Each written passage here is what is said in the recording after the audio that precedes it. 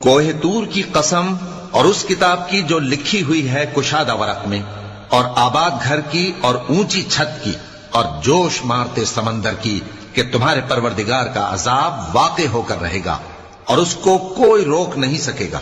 جس دن آسمان لرزنے لگے کپ کپا کر اور پہاڑ سچ مچ اڑنے لگیں، تو اس دن جھٹلانے والوں کے لیے خرابی ہوگی جو بیکار باتوں میں پڑے کھیل رہے ہیں۔ جس دن ان کو آتش جہنم کی طرف دھکیل دھکیل کر لے جائیں گے اور کہا جائے گا یہی وہ جہنم ہے جس کو تم جھوٹ سمجھتے تھے۔ تو کیا یہ جادو ہے یا تم کو نظر ہی نہیں آتا؟ اس میں داخل ہو جاؤ اور صبر کرو یا نہ کرو تمہارے لیے یکساں ہے۔ جو کام تم کیا کرتے تھے یہ انہی کا تم کو بدلہ مل رہا ہے۔ جو پرہیزگار ہیں وہ باغوں اور نعمتوں میں ہوں گے، جو کچھ ان کے پروردگار نے ان کو بخشا اس کی وجہ سے وہ خوشحال ہوں گے، اور ان کے پروردگار نے ان کو دوزخ کے عذاب سے بچا لیا۔ کہا جائے گا کہ اپنے اعمال کے صلے میں مزے سے کھاؤ اور پیو، تختوں پر جو برابر برابر بچھے ہوئے ہیں تکیے لگائے ہوئے ہوں گے، اور بڑی بڑی آنکھوں والی حوروں کو ہم ان کی بیویاں بنا دیں گے، اور جو لوگ ایمان لائے اور ان کی اولاد بھی راہ ایمان میں ان کے پیچھے چلی، ہم ان کی اولاد کو بھی ان کے درجے تک پہنچا دیں گے اور ان کے اعمال میں سے کچھ کم نہ کریں گے۔ ہر شخص اپنے اعمال میں پھنسا ہوا ہے، اور جس طرح کے میوے اور گوشت کو ان کا جی چاہے گا ہم ان کو عطا کریں گے۔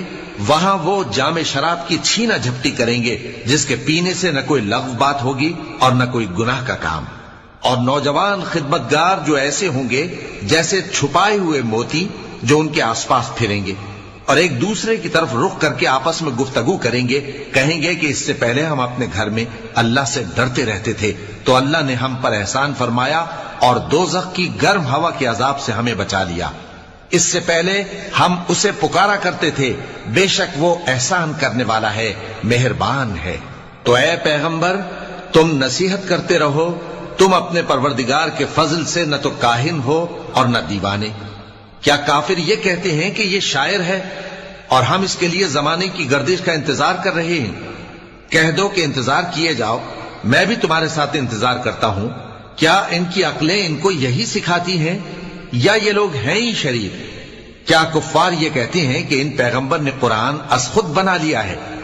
بات یہ ہے کہ یہ اللہ پر ایمان نہیں رکھتے۔ اگر یہ سچے ہیں تو یہ بھی ایسا کلام بنا لائیں۔ کیا یہ کسی کے پیدا کیے بغیر ہی پیدا ہو گئے ہیں، یا یہ اپنے آپ کو خود پیدا کرنے والے ہیں، یا انہوں نے آسمانوں اور زمین کو پیدا کیا ہے؟